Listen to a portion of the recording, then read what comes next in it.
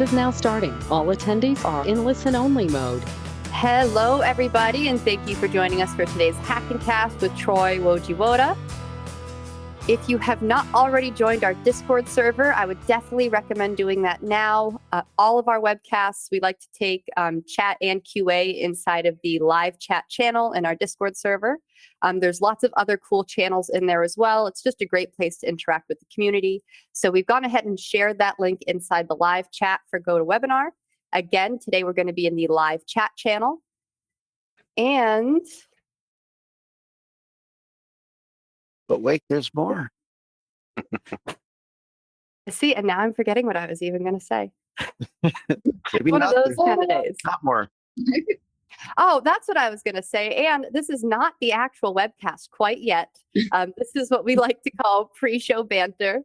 As we like to say, we show up early because you show up early, and then you show up early because we show up early, and this vicious cycle that we all just love so much.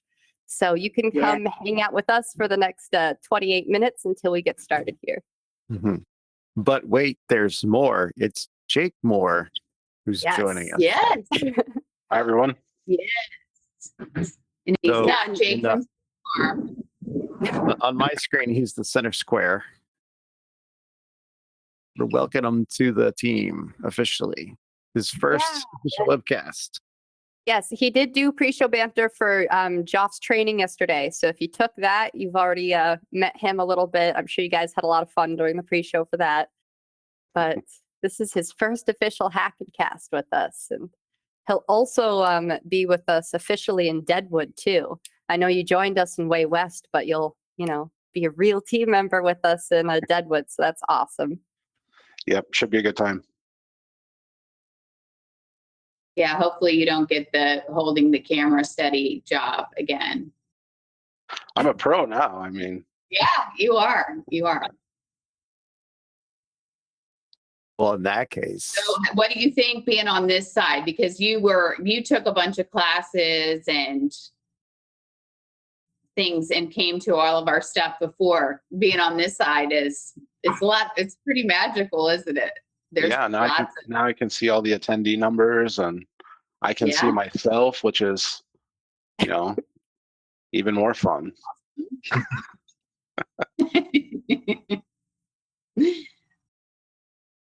Yeah, lighting, sound, all the things that I never really had to care about before.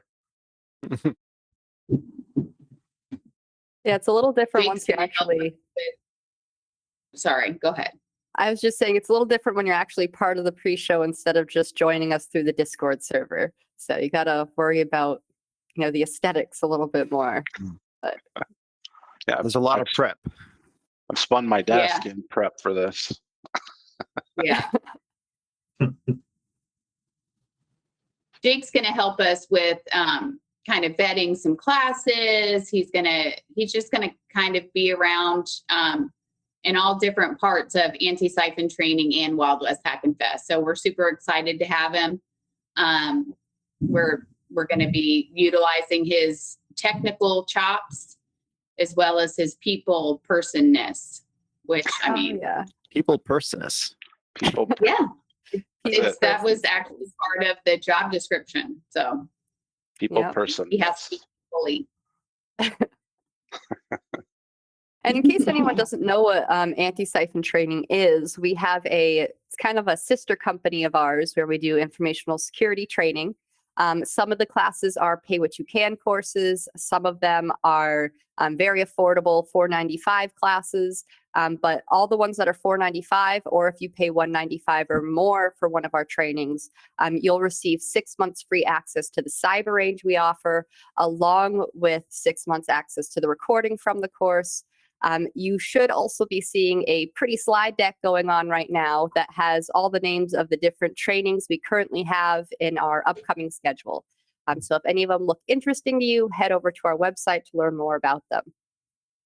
Troy, since you're in Virginia, have you ever been to Natural Bridge? They have like a safari park. Yeah, in fact, that GIF I think that Noah just posted.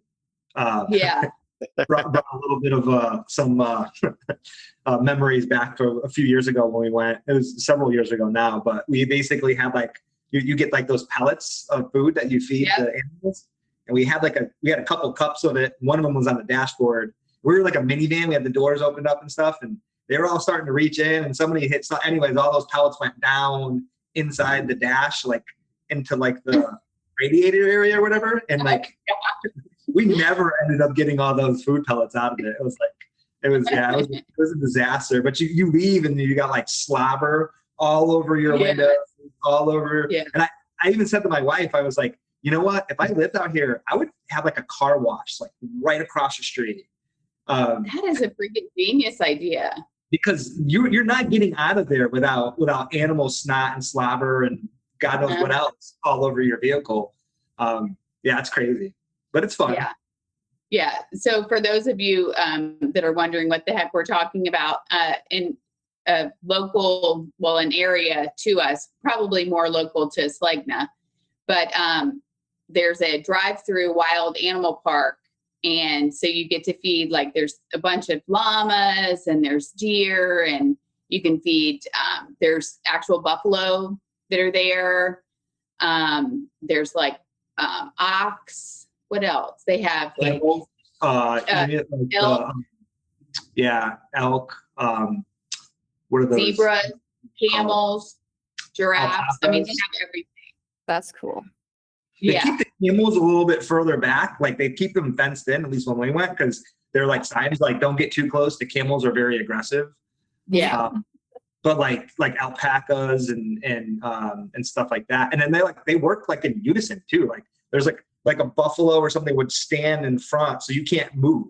Like the cars have stopped. And like the other, and they'll just all come out and they'll get their food and it'll just stay there. And you're like, well, we can't go anywhere because there's like 1,000-pound animals just standing in front of us.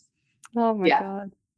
It's really fun. We used to go every year and stay and go camping down there and feed all the animals.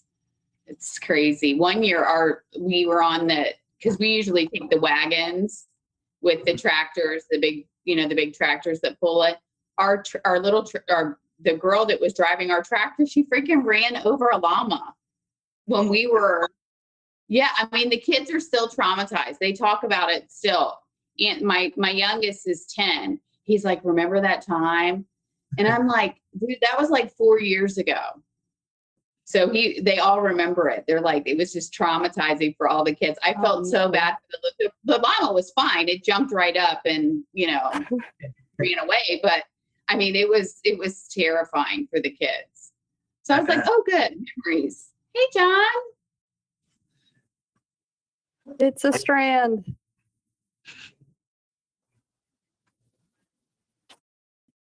He's getting there. There he is. There we go. Now he's normal size. Oh my gosh. Yeah, it took a couple of seconds to get my audio. I don't know why, but GoToWebinar, sometimes I join and the audio doesn't connect until I disconnect and reconnect, and then it's good. But I thought I'd come for the pre-show banner. Yeah, we were just Awesome. talking about we have a wild animal park that Troy has gone to too here in Virginia. But you could probably just do that at your house with all of your animals. Yeah. I've got plenty.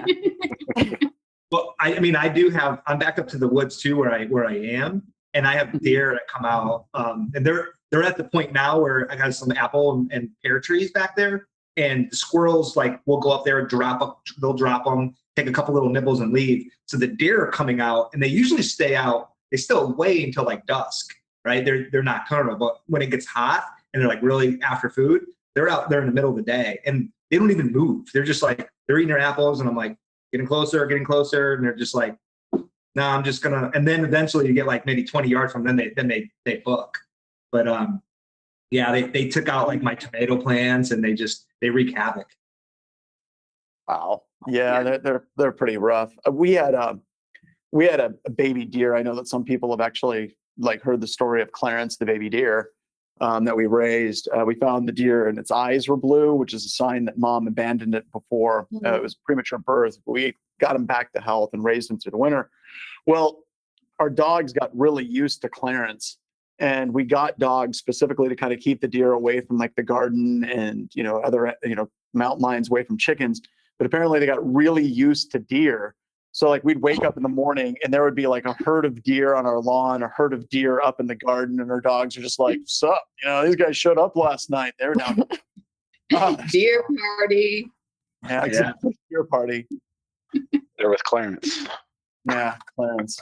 It was Clarice originally, based on the claymation movies, and then we realized the girl was actually a boy, and he became a Clarence. Well, if you're just joining us, this is obviously not what you came for, but you did show up early. We show up early. You show up early. It's just what we do. And this is the pre-show banter. Welcome, everybody. If this is your first time. So, Shelby, Megan, can I talk about like the video stuff that we have coming up in the next couple of months? Is that okay? If I kind of let people know what's going on training with John Everett. So one of the things that we're really excited about is here at Anti-Site. Well, it's so BHIS, Wild West Hackin Fest. We started doing so much training. We have another group called Anti-Siphon, and that's for tax reasons, and it's boring. But Anti-Siphon is going to start offering on-demand training. So all of our trainings will be recorded and canned. And then if you miss it for whatever reason, you can come back and you can take it at your own leisure. They'll include the labs and cyber range access and everything. So watch this space, because we're going to be talking more about that. We have a professional video editor. Not that Ryan's not professional. Ryan is professional, but the problem with Ryan is there's one Ryan. Too much work. There's just one Ryan.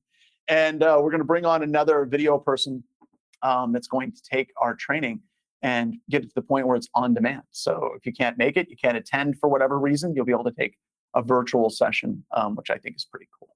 Not as cool as taking a live, though. Taking a live. No. Yeah. I mean, the Discord in like your classes, like the SOC or the getting started, they're just epic. Yeah. Our bingo games, you can't play the bingo if it's recorded. The John Strand bingo. Has he said this is garbage or this is trash? Because those are two separate squares. How many times is he going to mention Rita? Shit, we just gave it to him for free. Yeah, we put Rita as the free square. That's the free square. Yeah. We need to add one because we wanted to create it like it's randomized boards for people, but Netcat would have to be. I did. I actually got like this bingo maker thing. Yep. Yeah, so we got that completely locked down. Oh my God.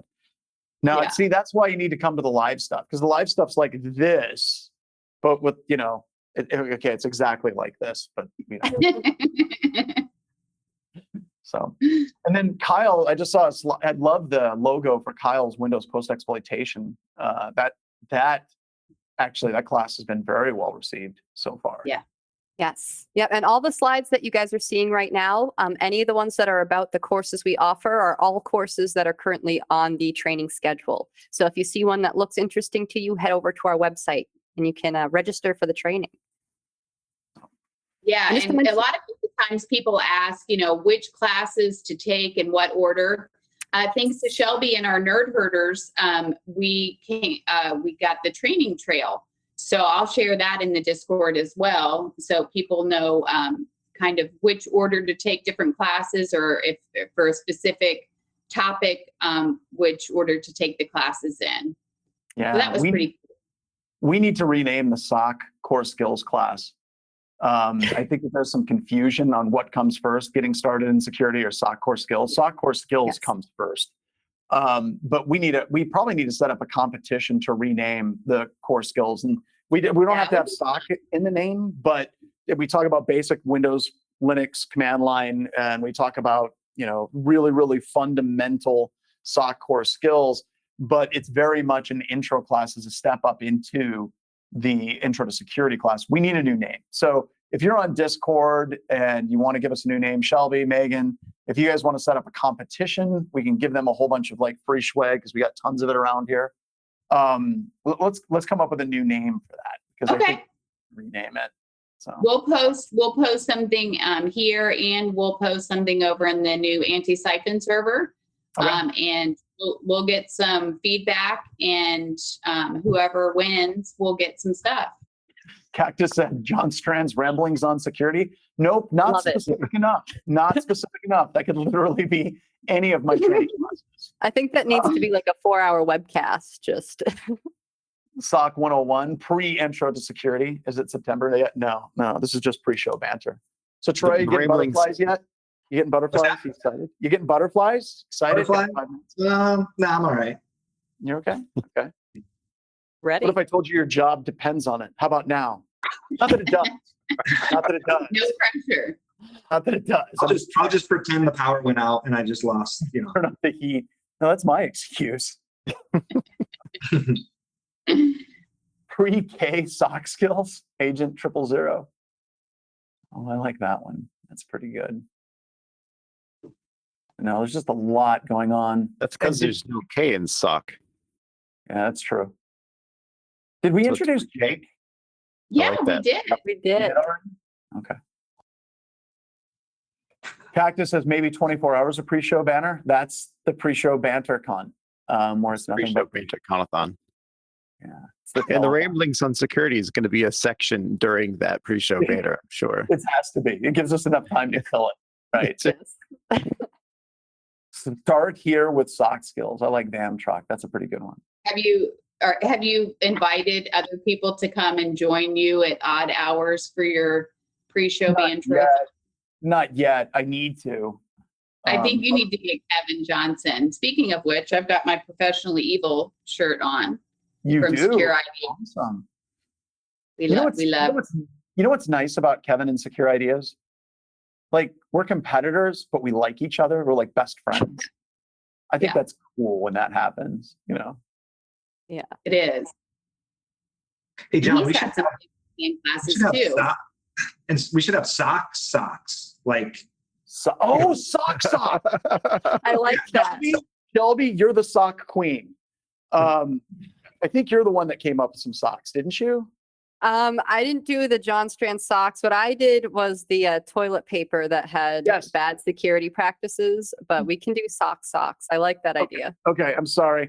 I got toilet paper and socks confused. That really brings up some interesting conversations. My preparedness. But last year there might have been a lot of toilet paper and socks being confused with all the shortages going on. I'm just saying. oh my God, there you go. There you go. But we need to come up with socks. And we can set up, if you pay over a certain amount, you get socks. And I don't know what we would do, what we would put on the socks. But do we ever release the bad idea toilet paper? We didn't release that publicly. No, I think I sent a roll to a few people on the team, but I don't know if anybody on Discord, do we need to sell that in our general store? Like the Sock InfoSec socks? paper, socks, and InfoSec toilet paper? yeah. So it's socks, and then the toilet paper was toilet paper with bad security practices on it. So I I can't saved really- my password on a sticky note kind of thing. Yeah. We don't need two-factor authentication. That's a wiping. Yep. So yeah, we need to make that happen. See, we just come on pre-show banter, and I'm just like the Seagull manager. I show up, add all kinds of work to everyone's plates, and then I fly away. Yeah, Yes. Yeah. Love it. he's tasking. Yeah, tasking. This is what managers do. This is what Yeah. leaders do. Come in here and do all this This is stuff. what I'm gonna we go. do. Are we ready, Troy? Boom. We're ready. All right. All So, right. quick introduction for Check it Troy. out. Troy is one of the 2 directors of our incident response team here at BHIS. He also does pen testing, breaks into stuff. A little bit of a brother in arms. You worked at the shipyards for years. I was at Northrop Grumman. Now, were you ever there when it was under the Northrop Grumman umbrella, or were you I after? was. Okay, I so we would've both started in 06, yeah. we worked at Northrop Grumman for life. I don't know if that's a cool thing or not. Probably not. I probably won't be doing that again. That was a bad idea. All right, Troy, you ready? I'm ready. All right, take it away, sir. All right.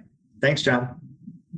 So thanks for the introduction, John. Thanks for everybody for attending this talk. I'm going to be talking today a little bit about network protocol abuse, how attackers leverage the protocols that have been in existence for at least most of all my life, and probably most of everybody else's that's here today. So a little bit about myself. As John mentioned, I'm at Black Hills Information Security. I started last October. Prior to that, I've had a slew of different responsibilities, roles and responsibilities throughout my career in InfoSec. Started off as an intrusion detection analyst. Did a little bit of wireless intrusion detection as well. Kind of worked my way up into the incident response roles, and then taking it to the direction of host and network-based forensics. And then my latter years in the SOC have been really spent on the threat intelligence side. Had a little bit of experience also managing a SOC and reversing malware and campaign analysis and stuff like that.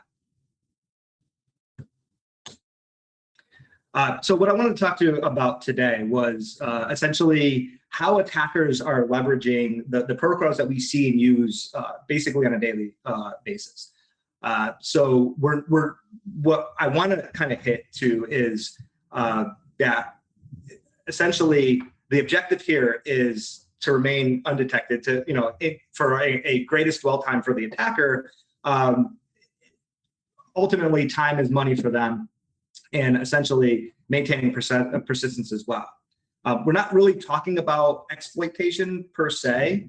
We're mostly going to be within the command and control phases of like the attacker's methodology, but there is a little bit of a fine line there as well.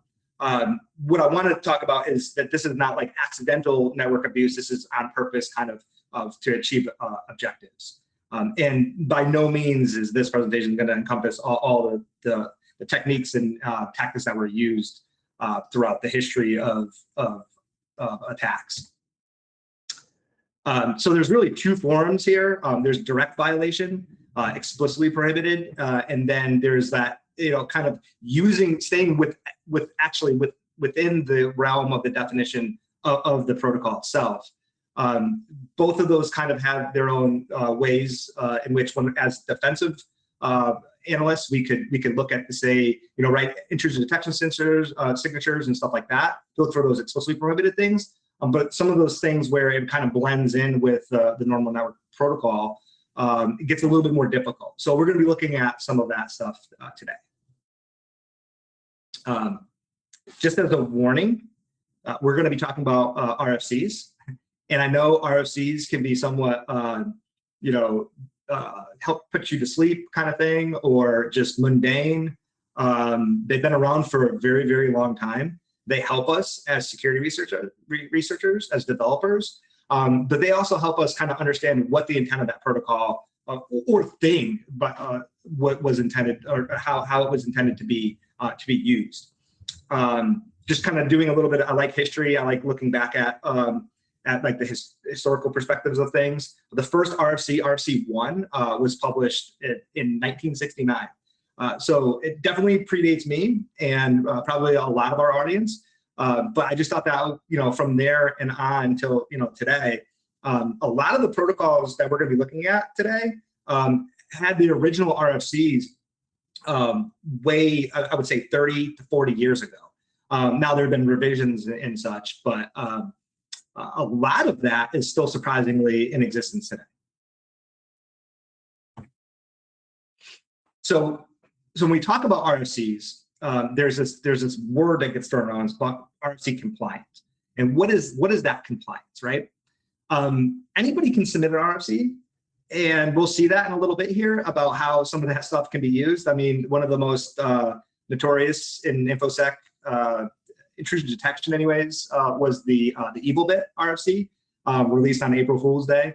And essentially, there's a high order bit in the IP. I think it's the 6-byte offset IP header that essentially is reserved. And somebody wrote an RFC that basically says, if you want to be evil, you set that bit, right?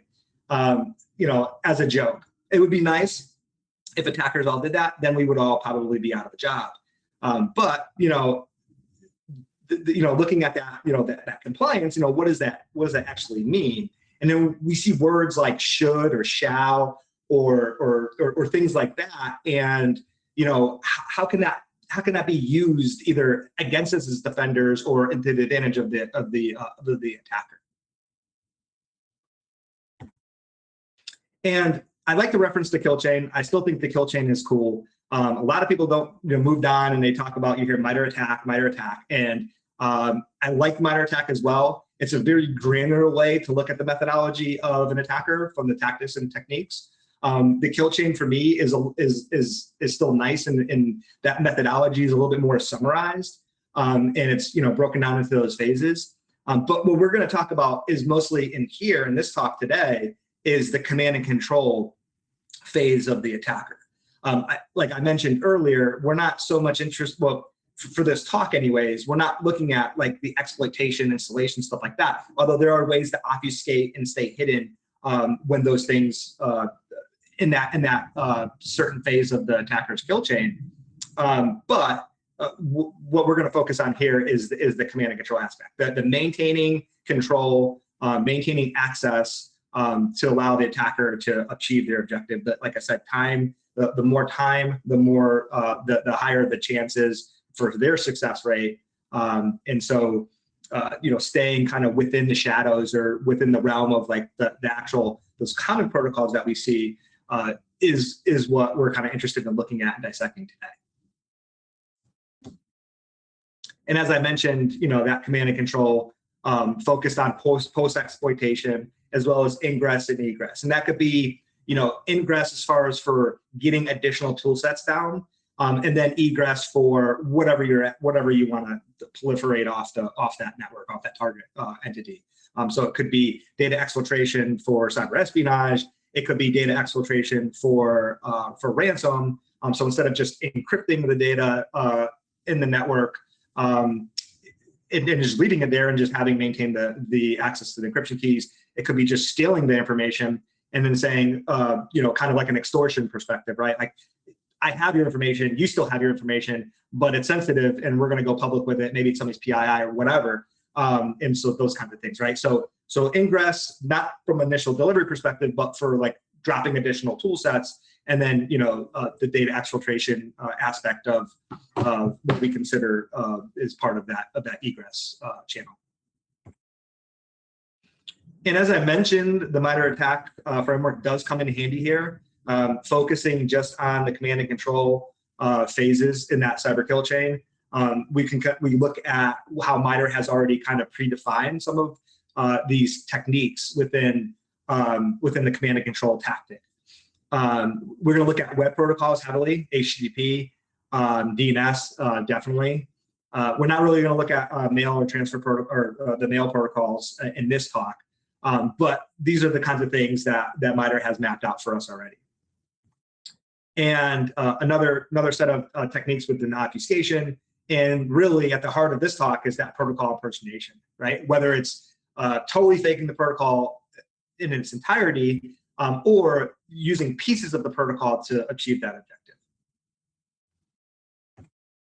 So before we actually get started and start talking about network protocol analysis, we really have to have visibility. We have to have visibility into our network. And there's three main areas in which depending on the organization that you're in and the roles and responsibility that you are, a lot of these overlap in some organizations. You could be in an organization where you only have like 2 or 3 people in your SOC.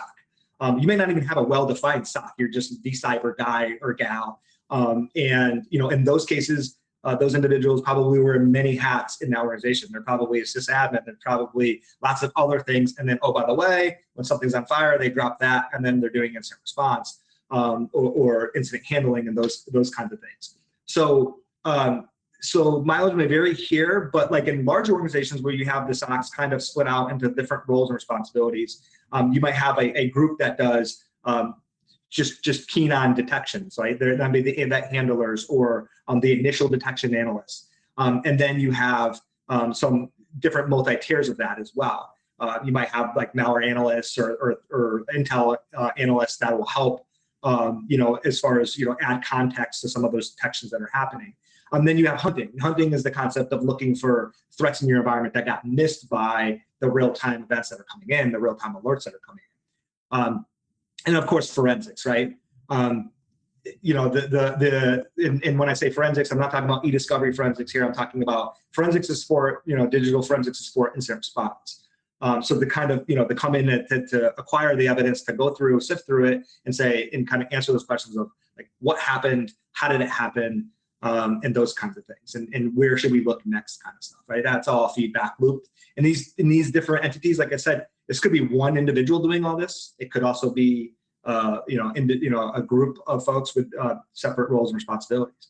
But you can't do any of this stuff, right? You can't alert on things. You can't hunt. You can't forensicate on data you don't have. So you need to be able to first see the data or see the traffic. You need to be able to have some type of mechanism to capture it and then collect and retain. And that's just kind of like just to get started, right? We're doing no analysis at this point. This is just the foundations of how we get to where we need to be doing network protocol analysis. So I have a simplistic diagram here of a computer network that's segmented between the external zone, the demilitarized zone, the DMZ, and the internet, and then you have your internal subnets or zones. And so when you're building your network monitoring stack, and I know when you're going through here, you're probably looking at why do we have it in multiple places, and I'll say, well, from the perspective of being able to capture everything that's leaving your environment, the best place you want to be is at your point of presence, which is as close to the internet as possible. But the problem with that, though, is in a lot of environments, you have what we call network address translation, or NAT, and you might be able to see a lot of that traffic leaving, but it's maybe you only have one or two or a handful of IP addresses that are natted on the outside of your firewall, and it all looks like it's coming from one or two hosts. But if you have 1,000 hosts inside, it could be coming from one of those 1,000, right? So then you would probably want to position yourself inside. And the reason why I like it in both areas is because you could be having external attacks depending on your DMZ and your DMZ presence. You might have external web-facing, internet servers. You might have other things that are your VPN, other things. And if you don't have your networking stack positioned above that, you're not going to see any of those threats that are coming in from the internet to your DMZ. If you're positioned inside, yes, you're going to be able to see. You're going to be able to get on that command and control really well, and you're going to be able to kind of pinpoint, hopefully, those systems that are the say the initial beachheads or the hosts that are infected. You'll be able to find them a lot quicker. But it just all depends on what you're trying to detect and where you're trying to detect it. I'm not going to get into NetFlow or intrusion detection in this talk. And sorry, I meant to update that. That is now called Zeek. I have a little bit of a problem sometimes. I refer to Zeek as Bro. I've been using Zeek Bro since 2013-ish, into the end of 2013, 2014. So it's been a long time using it, and it's kind of hard to switch that over. But I'm updating some of those slides. If you look at the lower left-hand corner there, I have a compass. The reason why I want to show that is because sometimes when we refer to network communications and traffic in that regard, we sometimes say north, south, east, west. And what that means is north, south is just basically a way of saying data either whether we're talking about egress or ingress. So north, south, east, west is what we typically refer to or bucketize as lateral movement. So systems that are going from one host to another, maybe one workstation to another workstation, or one workstation to a server internally in your environment, that would be east-west type of traffic, right? And so I might use that terminology in this talk. I may or may not, I'm not sure, but just in case I do, there's a little compass that helps. And as I mentioned, we're going to talk about some of the common protocols that we see in our network. Now, this does not summarize everything, not at the least. But these are some of the ones that I kind of pinpoint to talk about today. So HTTP, pretty sure everybody's heard of HTTP. If you haven't, you've used HTTP and didn't know it, but you have HTTP. There's a lot of RFCs that cover HTTP going back to 1996. The first 1945 1.0. And then you had a little bit of an update in 97 and 99. And then I don't know what the folks at the IETF were doing, but essentially from 99 to 2014, they were like, we don't have to make any change. It's probably not so much true, but we didn't see any drastic change. We didn't see anything really drastic until 2014, where a whole bunch of RFCs started coming out. And then really what changed the game, and it's really still kind of changing the game, is the HTTP 2, but more importantly, HTTP 3, right?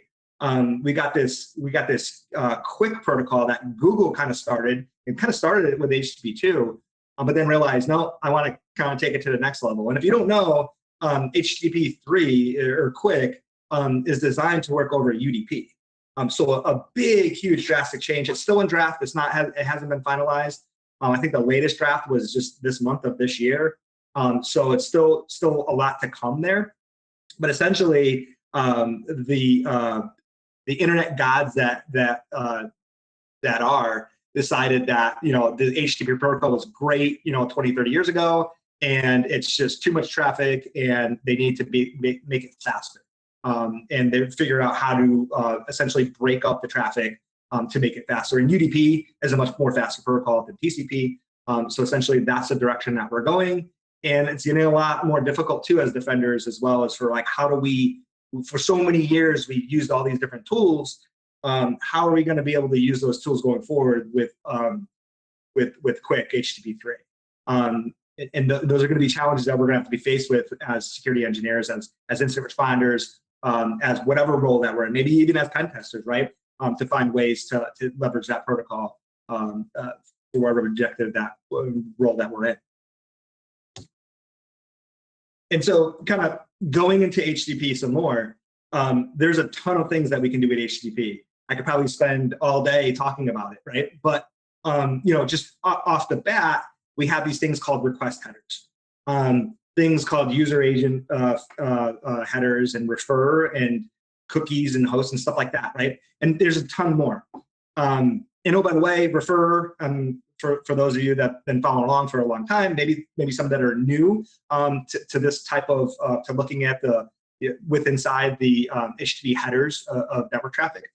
Refer is actually spelled wrong. It was spelled wrong in the original RFCs, and it kind of just stayed as legacy. So there's supposed to be 2 R's after the second E, but essentially it was misspelled in the RFC, and it just kind of stuck from there. But yeah, there's tons of things that we could do just within the request headers themselves. And here's an example, right? I call this double user agent. So we got this user agent that's supposed to be user agent : and specify the actual client, the HTTP client that's communicating to the server. And this field is supposed to be utilized for that, right? To say, I am, probably in this case, it's a Word doc or Excel spreadsheet or something like that talking out. And oh, by the way, I'm Windows 10 and those kinds of things. So that server knows how to package up the response and handle it to that, whatever that HTTP client happens to be, right? In this case, we have this user agent that's repeated twice. And the reason why this actually happens is because the person using curl in this case, myself, actually used the -A flag, which is short for user agent, and specified user agent in the field itself. So there's 2 ways you can actually specify user agent with curl. One way is the method that you see up there, where you say -A user agent, and curl knows at that point that you want to specify that whole string as the user agent, so it puts the user agent in there for you.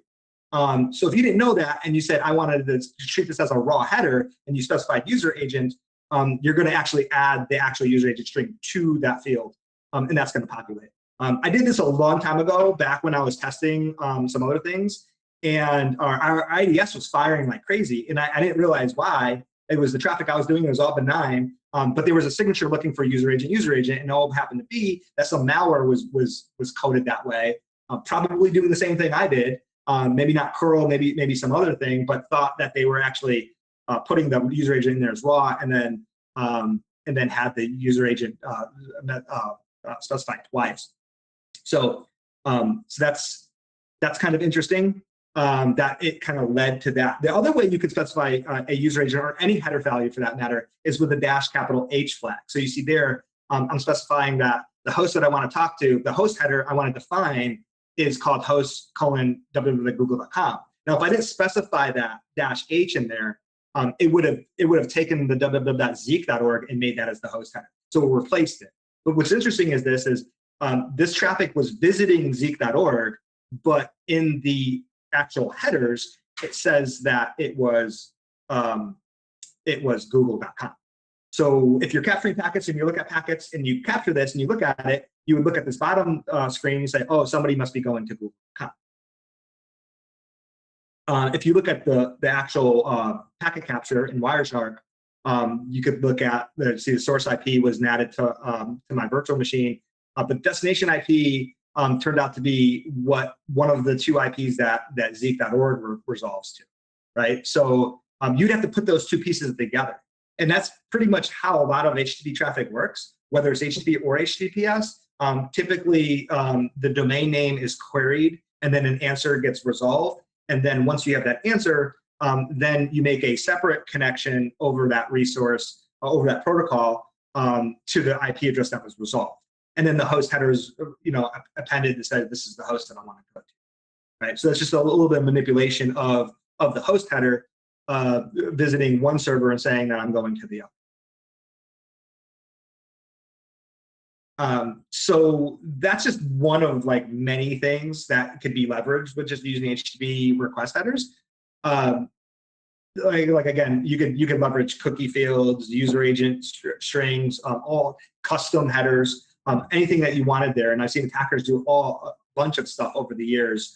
Encoding, say, encrypting a blob of data and then base64 encoding it and putting it as a cookie field, and it looks like just this big base64 cookie or something like that. So there's just tons of things that can be utilized there. So kind of switching gears and going from the HTTP, the request part to looking at the response. So when a server responds, it's going to respond. Do I have that? I don't have that in this screenshot. But the server is going to respond with one of 5 sets of status codes, right? So 100 to 500. And that's going to tell that response is going to tell the client, kind of give that client information of how that request was processed, and if it was a failure or a success or whatever, it kind of instructs that client to understand what the status of the request is. And so if you look at the source here, there's a poster that this individual put out there for free. I chopped the poster up so I can kind of fit it nicely in a slide. But feel free to visit that URL and go get that poster. It's a pretty nice, clean look of the different requests or status codes. Or you could just read the RFC. Speaking of that, I was looking through here and I was noticing, or just kind of looking through all the different status codes of the 400 type. So 400 types are client errors. So if we go look back, 100s are informational, 200s are success, 300s are redirectionals, and 400s are errors. And then I was looking through and I was like, what is this 418? I'm a teapot. So if nobody's ever seen this before, and I didn't see this before, maybe I did and I forgot about it, I don't know. But I was looking it up and it's not in one of the HTTP RFCs, but lo and behold, there is an RFC. And it states that the HTTP 418 I am a teapot client error response code indicates that the server refuses to brew coffee because it is permanently a teapot. A combined coffee teapot that is temporarily out of coffee instead should return a 503.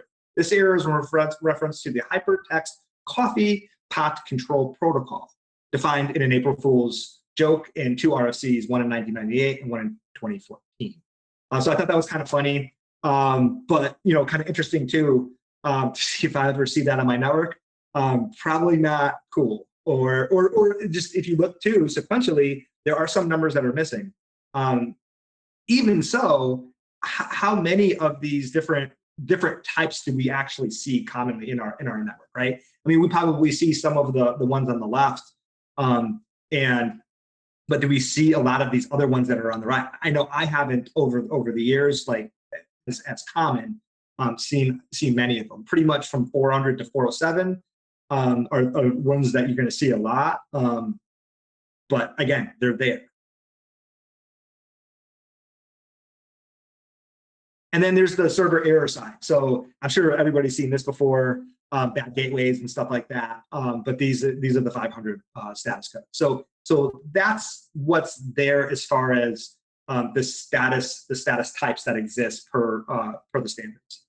But kind of looking at some of that and kind of looking historically, there was a couple of different campaigns that I was tracking over the years where the adversary would essentially have access to a command and control server, and then when it would go out and reach out and grab its payload, the server would respond back as a 404 not found.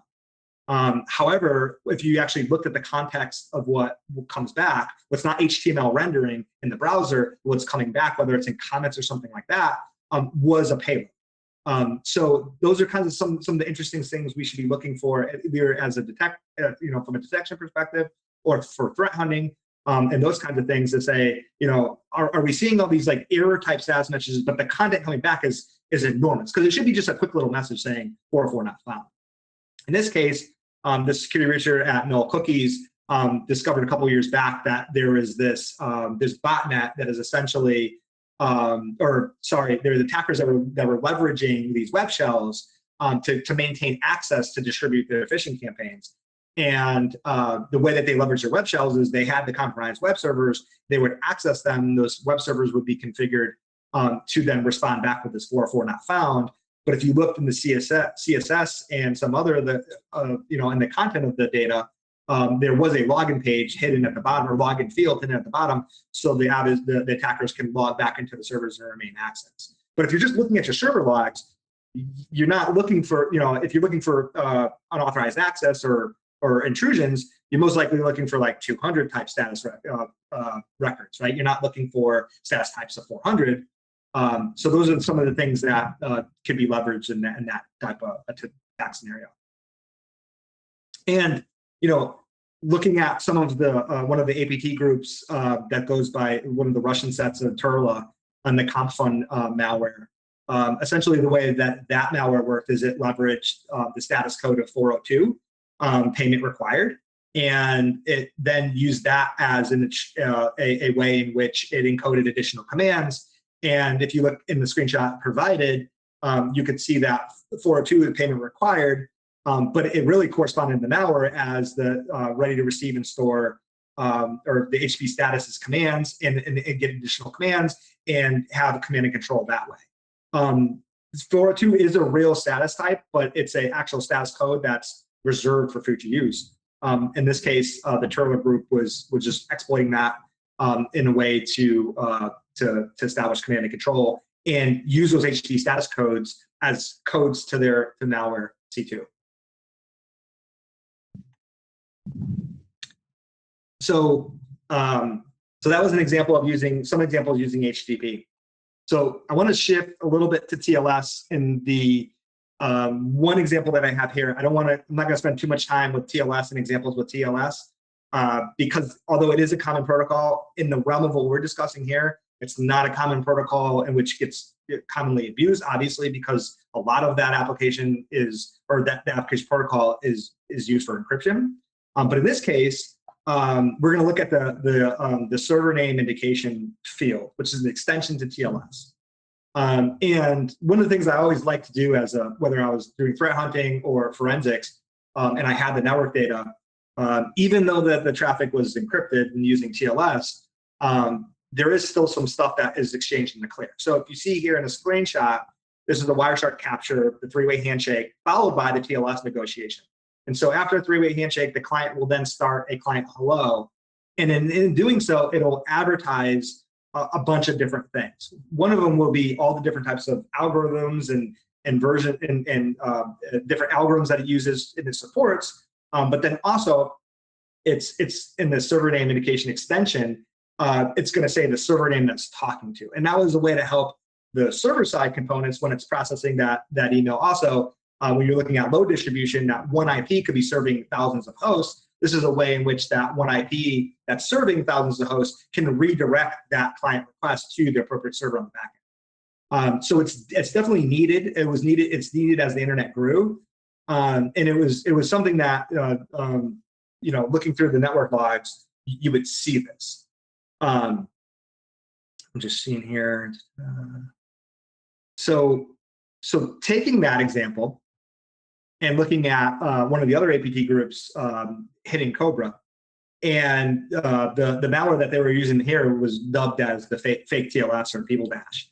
And essentially what they did was kind of like similar to what we were showing in the HTTP host header field, where we were saying we were talking to www.google.com, but we were already talking to zeek.org. They were doing the same thing here, although they weren't technically using TLS, they were faking it. And they were using encryption, they were using RC4 to encrypt a lot of data, but they weren't staying within the realm of TLS, but they were pretending to. And if you look at the client hello message and you looked at this server name extension, what I was just talking about, it would just look like that the client would be going to Google. Based off of, I think there was a US CERT article, they detailed all the different fully qualified domain names that the malware used. Google was just one of them, but there was a whole bunch of them shown here. So for those of you that are well aware and following the TLS protocols, there was an extension released for TLS 1.3 that says we're going to encrypt the SNI because we're just giving too much data out to internet service providers, right? I don't know if that's the reason why they want to do that or not. I mean, privacy is the reason why they're saying, as far as for ISPs and other observers, even if the connection is encrypted, you're still in the clear presenting the host name that you're talking to. So for privacy concerns, we're going to encrypt the SNI. But then that presents the chicken and the egg scenario, right? So if you encrypt that, how do you got to exchange some kind of certificate information. You're talking about PKI. How do you do that? How do you encrypt something to a server that you never talked to or don't trust, and you don't have their public key because you haven't negotiated their public key? So how DNS, of course. DNS, one of my most favorite protocols that we'll get to in a little bit. So for those hosts that are now supporting the encrypted SNI field, in the DNS record, while the client actually goes and does the lookup, we'll then get back the public certificate for said server, and then be able to encrypt the SNI field with that public certificate, and then only therefore the server would be able to decrypt the SNI field. But DNS is in the clear. So if you're not using DNSSEC and those kinds of things, there's still some wiggle room out there if you had full network visibility on the client that's doing the initial request, you could still put those two pieces together. You could still look for the DNS request, look for the resolved IPs, and then match it up with the actual TLS IP addresses, and then putting those two pieces together, say this is the host that they're coming to. So they're still working on this. There's still probably more to come, I'm sure. There's things like DNS over HTTPS. There's things like I mentioned DNSSEC that does encrypt DNS itself. These are all challenges that are for us and the defensive side to how we're going to work around that. I would say from an enterprise that uses like HTTP proxies or still like using some type of proxy solution, staying up to date with the latest proxies providers that are out there, and essentially saying, oh, my clients must go through my proxy, and even doing the break and inspect stuff too, if you can get away with it. Those are the things that we're going to have to do in enterprise environments in order to at least have some visibility from the good side of the house. I understand the privacy concerns running over the internet, but it definitely puts a hamper on the response and forensics side of the defenders being able to unravel what happened.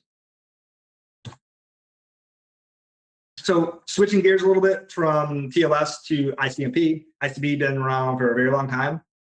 First RFC, 1981. When we talk about ICMP, we typically use like the tool like ping, but essentially having that doing the ICMP echo request or echo replies for two computers to talk to each other. That's kind of what we're talking about here. Well, in the actual RFC, they leave a lot of room for implementers. And what I mean by that is there's a whole payload section that's left in the, first of all, ICMP works on layer 3. So we're not talking about TCP or UDP or even any of the application layers. We're only operating within layer 3. And within that whole packet payload, we have all this room for data because the ICMP packet doesn't need much. And so it just says it needs to be word values. And we can use this as fingerprinting.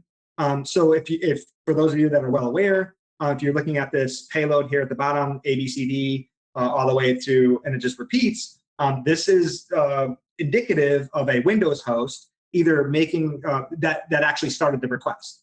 And I say that because per RFC, when client A talks to client B and initiates that request, client B should respond with the same payload, right? Should respond with the same payload as client A sent.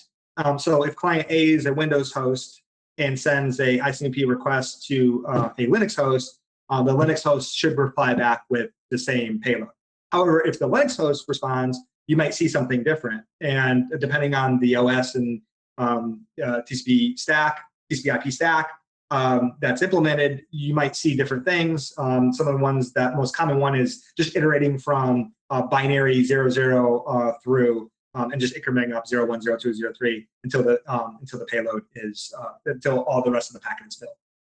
So we can use that as a fingerprinting way, right? If the OS is in whatever the client is doing the traffic is behaving properly. But we know that sometimes traffic doesn't behave properly or that there's an attacker involved. And so this is what an ICMP packet would look like where we were doing some type of ICMP tunneling. So this is an example of using ICMP SH, whereas instead of seeing the traditional like ABC alphabet or 0 through whatever for Linux, we see what looks like the text of a command prompt or shell coming back. So if this is a real attack, and at least one of these systems is probably a Windows host that has a reverse ICMP shell that's communicating back. So DNS, my favorite. So I like DNS, probably one of my most go-to things as a responder is to look at the DNS traffic. To me, I kind of use the terminology that DNS is the bonding agent of the internet. It's really the bonding agent of networks, right? We don't really memorize raw IPs. I mean, I guess we can for RFC 1918 space, but like, in an ideal realistic world, we're all using some type of fully qualified domain name. We're resolving that. We're getting an IP address back, and if you break DNS, you break it all, right? And it's just one of those things that just works, and it just keeps everything together. I like it a lot for the fact that from an incident response perspective, that's where I go to. You can find a lot of information about the client via just their DNS activity, but then it kind of helps start connecting the dots. From an attacker perspective, it's a very nice protocol as well because it is so prolific. It's everywhere. It's both TCP and UDP, right? It's very hard to be preventive with DNS. It's not impossible, but it's very difficult to have preventive measures with DNS. It's a little bit easier when you start talking about tunneling activity and trying to communicate like a lot of information over DNS. It's a lot easier to detect because it can get noisy if you're looking, right? We know that the SolarWinds attack using Sunburst malware used DNS to initialize their victims, to kind of bucketize their victims, to understand where they were going to attack next and kind of give their secondary and tertiary infrastructure, IP addresses and command and control infrastructure to those compromised hosts. If you're very interested in trying to discover anything over DNS, I highly recommend you read this article or this paper by Vern Paxson. Sorry, I misspelled his name. It's missing an S. I'll fix that before I upload the slides. It's called Practical Comprehensive Bounds for Serendipitous Communication over DNS. So I don't maybe check to see if I actually pronounce that word right. So it's surreptitious communication over DNS. I just like saying surreptitious. But if you don't know, or you're Googling right now, it just means covert, to do things, kind of hide under the radar, incognito, if you will. It's a good paper. It's very academic, but it hits on some things, and it actually took me to the realization of something I'll talk to in a little bit about one of the behaviors of the DNS protocol that I didn't know really existed, but it's fascinating to me. So I'll share it in a little bit. All right. So first of all, just a real quick. Not going to go into how a DNS works, but there's two ways if you're inside of a network to communicate out over DNS. One is just a direct DNS resolution. Right? I have an IP address of a name server or a resolver out on the internet, and I can get out to the firewall, and I'm just gonna, the blue arrow is the request out, or all requests, the red arrows are responses back. So I'm gonna send it out. If the firewall is, say, allowed to allow me to connect out to DNS, out over to that server, the connection will go through, and I'll get a response back. In most environments, this is not allowed. Direct resolution is not allowed. We have this internal resolver concept in which all clients are configured to talk to the internal resolving host, and then they would have a cache amount of records, but if it's a public record that they're not authoritative for, they would then send the request up to the next resolver, and so forth till it gets to the authoritative name server. So in this case, it's a little bit harder from an attacker. This case is a little bit easier for an attacker because if you own that name server and you can get out to that server through the firewall, then you can establish C2 pretty easily. This one's a little bit more difficult just because, well, it just takes a couple more steps. But as long as you still have access to that name server, it'll still work. That is, if the external resolver or internal resolver isn't shunning or blocking those requests. So a few examples. One is a go-to of mine, DNS FTP. I've seen it used by adversaries. I've actually used this on pen tests. It's a really simple tool to have. You have your name server or whatever internet-facing server you want. You just run it, whatever. So it's used to download a file, essentially. So the FTP term, you would kind of imagine, oh, I can upload and download. DNS FTP is really just used to download files. So I start up this server on the server end. And then as a client, I perform a bunch of TXT record requests. And then starting at 0, as you see down here, we have 0.cncserver.com, and then it responds back with a base64 encoded payload. This will do that 3,949 times. It'll do that until the entire payload gets downloaded. So it just takes the payload, base64 encodes the payload, and then chunks it up into pieces that'll fit in a TXT record response. And then you just slowly download the file. DNSCat is an excellent tool. It works not only over TXT types, but also CNAMEs and MX record names. And essentially that allows you to have that same type of reverse shell like we saw in ICMP SH. You start off the server, the client requests, and then you have reverse shell starting from the server into the client infrastructure. Essentially, this is what it looks like. Now with DNSCat, I believe this is the screenshot is DNSCat. DNSCat 2, I believe they removed the DNSCat subdomain or host there, so it doesn't just say DNSCat, because in the past you could just look for DNSCat as your sub domain record in that label in the DNS name, and then you just have a good signature for it. But in this case, in DNSCat 2, that was removed. And then here's another example, leveraging DNS labels. So in this case, I was actually on an engagement, very tough customer, and it was a pen test, and a lot of things were locked down. But DNS FTP was great as far as to be able to download payloads, but I wanted to be able to do data exfiltration, and so DNS FTP didn't really help me there. But I started thinking, I'm like, well, okay, I have a name server on the internet. I have an authoritative record or a domain that I'm authoritative for. DNS is UDP. I don't even need to spin up a DNS server. Essentially, all I did was start a TCP dump listener on my C2 server, and then from the inside, took a file that I wanted to exfil, broke it up in a bunch of chunks, and then just did DNS for A record queries for each one, and then just sniffed those off the wire. So this is what the Python script looks like. pretty self-explanatory. Just here's a staged out file. It breaks it down into 32 different characters, meaning because in fact, if you look here, let me see, there's a length requirement. So each field inside those dots in the DNS record are called labels, and they're restricted to, I think, 64 characters. However, I couldn't break it up into 64 bytes because one byte is actually 2 characters, so like FF or A or whatever like that. So I did in 31 bytes here. So that 31 bytes is basically 62 characters under the 64 character limit for the RFC, and then just recursively using NS lookup to look up those A records to my server directly. And I don't even have to have a listener. What's really cool about this attack is that the responses to come back are timeouts because the server is not responding back. They're all DNS request timeouts. So if you were like doing forensics or doing an IR, you probably see all these DNS requests and all these DNS timeouts. And you're like, what the heck is all this? But if you were looking close enough, you should see all these different these weird values in it. For those of you following along, 52617221 that's highlighted there is the magic binary of RAR. So capital R, AR, exclamation point.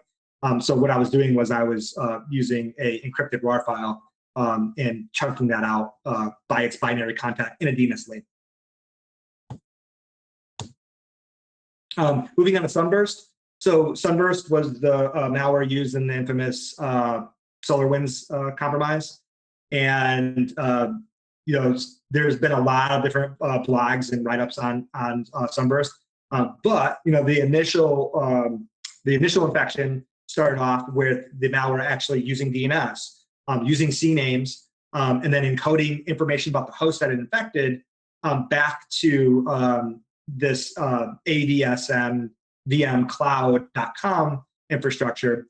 And if the value in the CNAME that was encoded matched one of the target hosts, then additional on the right-hand column all the way at the right target would essentially come back in that CNAME record. So they were using DNS and the CNAME records to essentially, I think it was reported as like 18,000 victims of SolarWinds, but I highly doubt that actors were actually targeting 18,000 folks.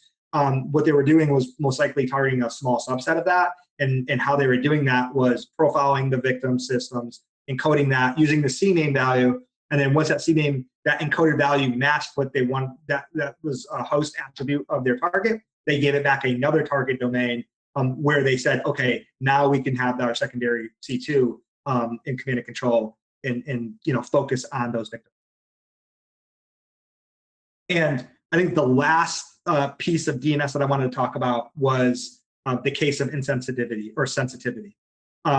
So as I was talking about and reading that Vern Paxson paper about the surreptitious use of DNS in your environment, I saw there was one section they were talking about case sensitivity.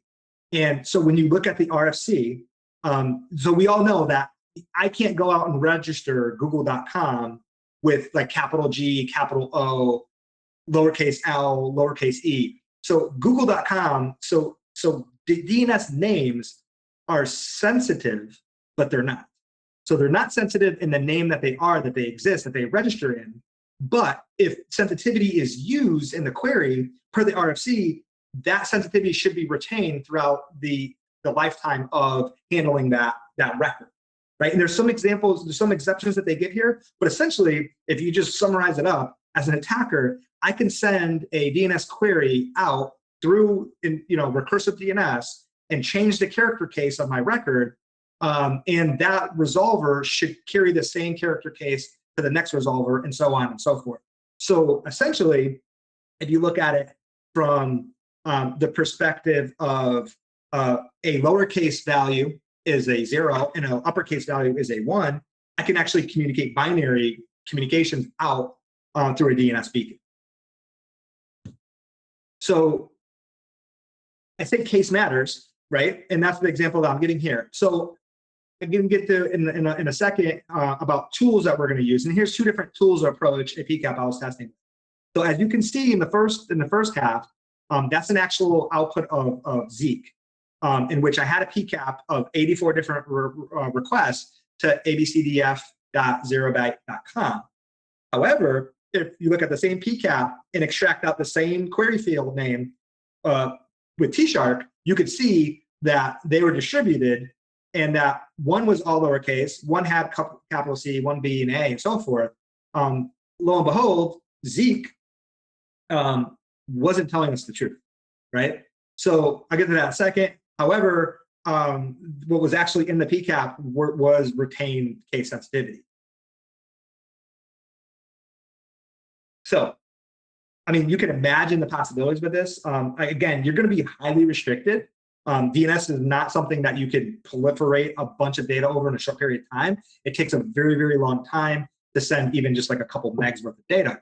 However, if nobody's looking at DNS and you have that time that I talked about earlier in the presentation, and you could just continually just beacon out and communicate, then it is a value add that you can have. And this just is another piece of it. Now, that record could be a lot longer, and the longer that record, if I max it out, then I could just use those character spots as, like I said, lowercase as 0, uppercase as 1. I could use that as a communication channel, communicate back to command and control server for whatever, right? And so all those could be just different commands back to the client to execute whatever the attacker wants to do, or however their malware's coded to do. So some of the tools, again, you need that full packet visibility. There's things that are out there. There's a lot of other vendors that have solutions as well. What is it called? Security Onion has, I think, steganographer there now. So there's things you can do, play around with there. And essentially you could roll your own. There's 2 papers, one by our BHIS analyst Derek Banks, and they kind of go into like if you want to roll your own kind of thing. TCP dump, Wireshark and T-Shark. These are all great tools, right? But don't just be dependent on one tool. There are other things, like if you have a application web proxy, leveraging the logs that are there could be definitely value add. And Zeek, I love Zeek. And Zeek does a lot of metadata extraction, and a lot of the things that we looked at today could be detected with Zeek. Some of it not so much, because what I showed previously. However, that doesn't mean with some tweaking you can get past it. And that kind of brings me to the closing of, like, when we talk about tools and such, and being able to identify, where you have those gap coverages, right? You don't want to just jump in and just start ripping off PCAPs. You want to essentially making sure that you have the right visibility coverage, or have all those things in place, trust but verify kind of thing, and test, right? Because the last thing you want to do is in the middle of an IR, then you're figuring out, crap, we didn't have the right detection in the right places. This is one small example of how Zeek Row kind of failed in the past. This is a shelf doc example. Back in the day, I was testing something through an SFG gateway, trying to send some bash commands through the mail from. Zeek was logging it as blank. I was like, what's going on here? And they had a regular expression at the time that was looking for just RFC compliant field in the mail from, and if it wasn't RFC compliant, it just didn't log it. So the data was there, it just Zeek wasn't logging it. So it's just one of the things to be aware of and cognizant of. But there is good news, right?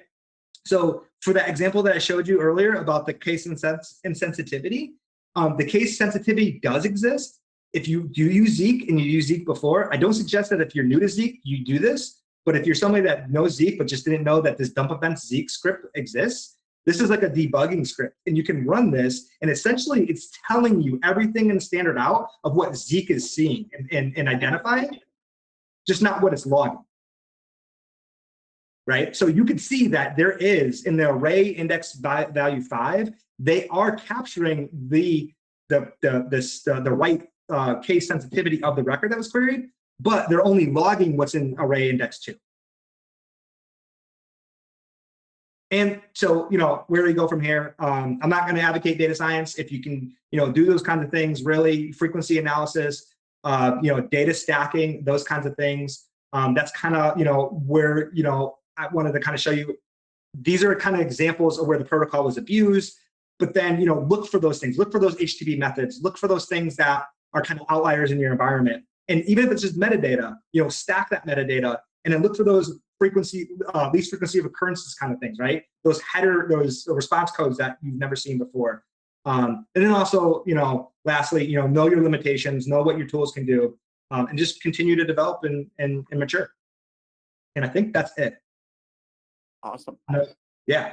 So I wanted to, there were some people that were asking like about practice and things like that. And I wanted to share a couple of resources if you want to play around with PCAPs. The first one is malware analysis, malwaretrafficanalysis.net. Share that out really quick. And then the Active Countermeasures team, the folks behind Rita and Active Countermeasures AC Hunter also have malware of the day. And the malware of the day, let's see, this is one for Zeus. Let me get the whole one. We actually have a whole bunch of malware specimens that we release regularly to the public, basically going through and recreating a bunch of them with things like Cobalt Strike and kind of emulating what we see on the wire. So you can play around with a bunch of these different things. So anything that's malware of the day, it has the little hacker in the hoodie, has PCAPs that you all can practice with. And you can play with these different types of backdoors that use like domain fronting, HTTP, HTTPS with jitter, quick protocol, things of that nature. So very cool. So I think we've got time for a couple of questions if you're okay with that, Troy. Yeah, absolutely. All right. So do we have any questions on Discord?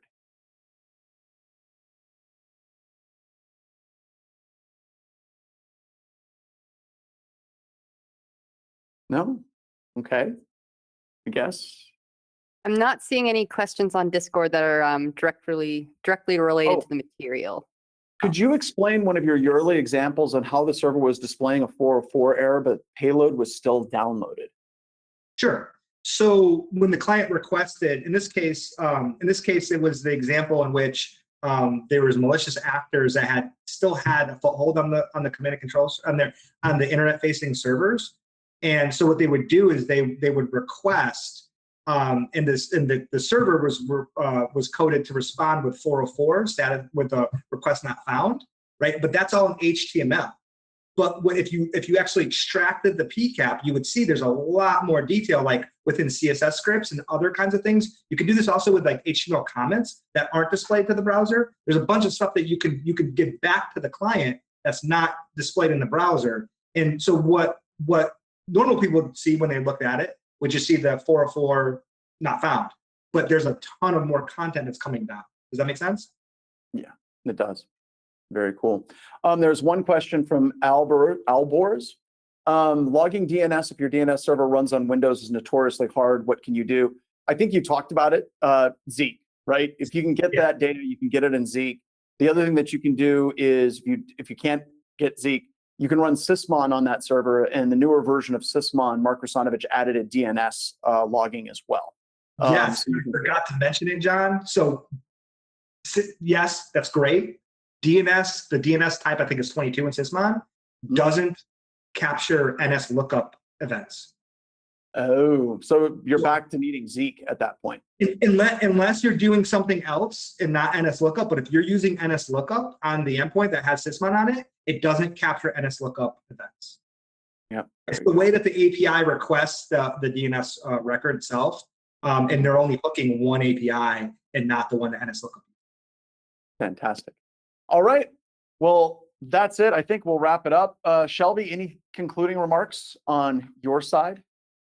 Yeah, just to cover a few of the questions I saw, this was recorded, so if you didn't catch the whole thing, that is okay. We'll have the raw recording posted in our Discord server within the next few hours, and we'll also have the edited recording of this available on our YouTube page within the next few weeks. Along with that, you should receive a certificate of attendance tomorrow afternoon via an email. And if you were here at the beginning, we mentioned that John is interested in renaming the SOC Core Skills course. So right now I am sharing in the Discord server a, what's it called? The Microsoft form for you to fill out to submit your name for the course. So I'm going to share that now. We could have an entire webcast just on what people submit. So psychologically what that means. All right. And John, unless you have any final remarks. Nope, I'd just say go forth, do good things. Talk to you all later. All right, we'll see you all in the next one. Thank you.